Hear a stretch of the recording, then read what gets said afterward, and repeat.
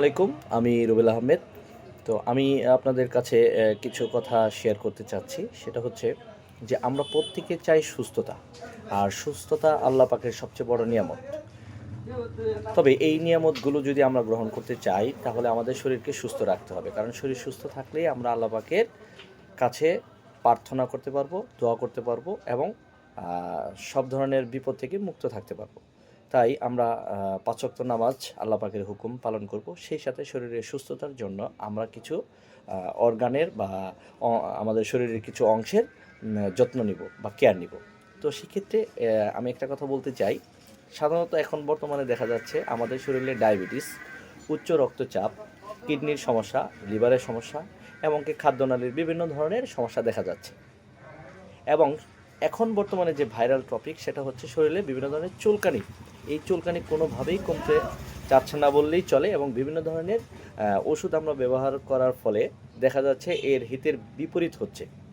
রোগগুলো ভালো হওয়ার পরিবর্তে এগুলো ব্যাপক আকার ধারণ করছে। তাই আসুন আমরা এই রোগগুলো থেকে মুক্তি থাকার উপায় এবং শরীরের স্বাস্থ্যটাকে সুস্থ রাখার জন্য কোন কোন পথ অবলম্বন করতে পারি সেই সম্পর্কে আপনাদেরকে কিছু ধারণা দেব। আচ্ছা, প্রথমত বলতে চাচ্ছি যে আমরা ইচ্ছামতো যে ওষুধগুলো বিভিন্ন ফার্মেসি থেকে কিনে খাই এবং কি এলাকার মানুষের কাছ থেকে লোক মুখে শুনে শুনে যে ওষুধগুলো গ্রহণ করি, সেগুলো আসলেই কি ব্যবহার করা সঠিক বা কীভাবে আমরা সেগুলো ব্যবহার করব সেই সম্পর্কে আমি আপনাদেরকে ধারণা দিতে চাচ্ছি। ওষুধ ইচ্ছামতো ব্যবহার করাটা ঠিক না বা কারো মুখের কথা শুনে ব্যবহার করাটা ঠিক না। কারণ একেকজনের বডির গঠন বা একেকজনের রোগের ধরন এক ধরন হতে পারে বা ভিন্ন ভিন্ন ধরন হতে পারে। সেক্ষেত্রে আমরা অবশ্যই কারো মুখের কথা শুনে ওষুধ ব্যবহার করব না। কোনো ফার্মেসির দোকান থেকে প্রেসক্রিপশন ছাড়া বিভিন্ন ধরনের অ্যান্টিবায়োটিক কিনে খাবো না। আমরা কি করতে পারি? এখানে আমাদের কিছু দিক নির্দেশনা আছে। দেখেন, ওষুধ কেনার ক্ষেত্রে আমাদের কিছু দিক নির্দেশনার মধ্যে আমরা বলতে পারি যে কিছু ওটিসি ড্রাগস আছে, যেমন ওভার দি কাউন্টিং ড্রাগস। কিছু ড্রাগস আছে প্রেসক্রাইব ড্রাগস, কিছু ড্রাগস আছে এক্সপেরিমেন্টাল ড্রাগস। তার মানে হচ্ছে এই OTC drugs, over the counting ড্রাগসগুলো আমরা ডক্টরের প্রেসক্রিপশন ছাড়াই খেতে পারবো। যেমন জ্বর বা ঠান্ডা, কিছু কিছু কাশির সিরাপ খেতে পারবো। সব ধরনের কাশির সিরাপ খাওয়া যাবে না। আচ্ছা, এই ওষুধগুলো আমরা দোকান থেকে প্রয়োজন অনুযায়ী খেতে পারবো। তারপরেও একজন ডাক্তার কাছ থেকে পরামর্শে এই ওষুধ খাওয়াটা ভালো। কিছু ড্রাগস আছে প্রেসক্রিপশনের মাধ্যমে খেতে হয়। কারণ এই প্রেসক্রিপশনের ছাড়া যদি আমরা কোনো অ্যান্টিবায়োটিক গ্রহণ করি, সেই অ্যান্টিবায়োটিকের ডোজ এই প্রেসক্রিপশনে লেখা থাকবে। আর একজন প্ল্যান ফিজিশিয়ান যিনি ডক্টর বা ডাক্তার যিনি থাকবেন, তিনি অবশ্যই সব কিছু বুঝে জেনে বুঝে তারপরে প্রেসক্রিপশন করে। সেই প্রেসক্রিপশনগুলো অবশ্যই আমরা ফলো করব এবং নির্দিষ্ট ডোজে সেই ওষুধগুলো খাওয়ার চেষ্টা করব। এখানে একটু বলে রাখি যে প্রত্যেক ওষুধের সাইড ইফেক্ট আছে। সেটা ওটিসি ড্রাগস হোক, এক্সপেরিমেন্টাল ড্রাগস হোক, প্রেসক্রাইব ড্রাগস হোক বা অন্য যে কোনো ওষুধ হোক না কেন, প্রত্যেক ওষুধের সাইড এফেক্ট আছে।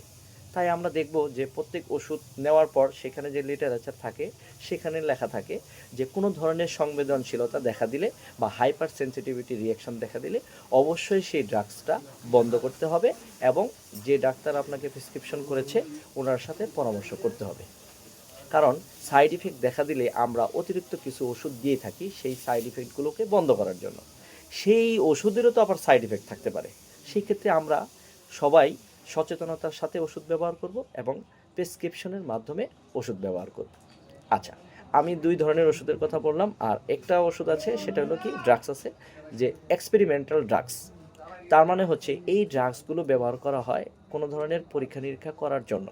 যেমন অনেক সময় দেখা যায় যে কোনো বেরিয়াম মিল এক্স-রে, সেক্ষেত্রে এই এক্স-রে করার জন্য কিছু মেডিসিন ব্যবহার করা হয়, যেগুলো আপনি দোকান থেকে কিনতে পারবেন না বা কোনো ডাক্তারের পরামর্শ ছাড়া সেগুলো ব্যবহার করতে পারবেন না। ওগুলো বিভিন্ন ধরনের, যেমন ক্যান্সার বলেন বা বিভিন্ন রোগ শনাক্তকরণের জন্য সেই ড্রাগসগুলো ব্যবহার করা হয়। তাহলে আমরা একটা দিক নির্দেশনায় আসতে পারি যে OTC drugs, prescribe drugs, experimental drugs, এইভাবে আমরা সচেতন হতে পারি। কোন ওষুধ বা কোন ড্রাগস কীভাবে আমরা ব্যবহার করব, এটার একটা দিক নির্দেশনা এখানে দেওয়া আছে।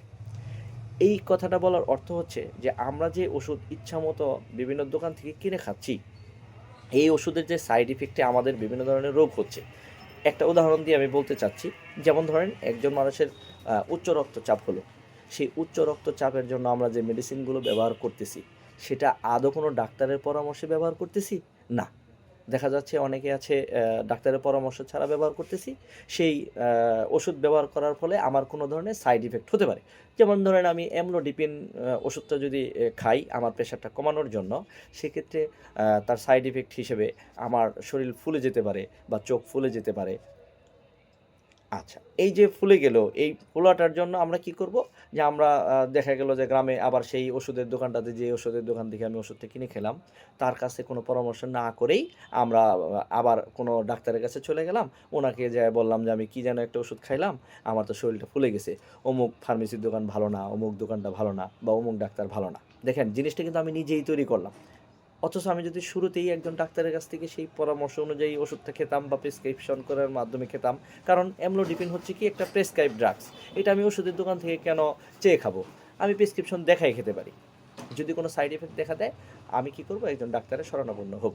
তো এইভাবে যদি আমরা ওষুধগুলো ব্যবহার করি, তাহলে দেখা যাবে আমাদের বিভিন্ন ধরনের সাইড এফেক্ট থেকে আমরা বাঁচতে পারতেছি, এবং ওষুধের সাইড এফেক্টের জন্য আমার অন্য অর্গান বা অন্য অংশ যে নষ্ট হচ্ছে সেগুলোর দিকে খেয়াল করতে পারবো প্রেসক্রিপশনের মাধ্যমে এবং একজন ডাক্তারের মাধ্যমে যদি ওষুধগুলো গ্রহণ করি। তো আজকে এই পর্যন্ত। সবাই ভালো থাকুন, সুস্থ থাকুন। আসসালামু আলাইকুম।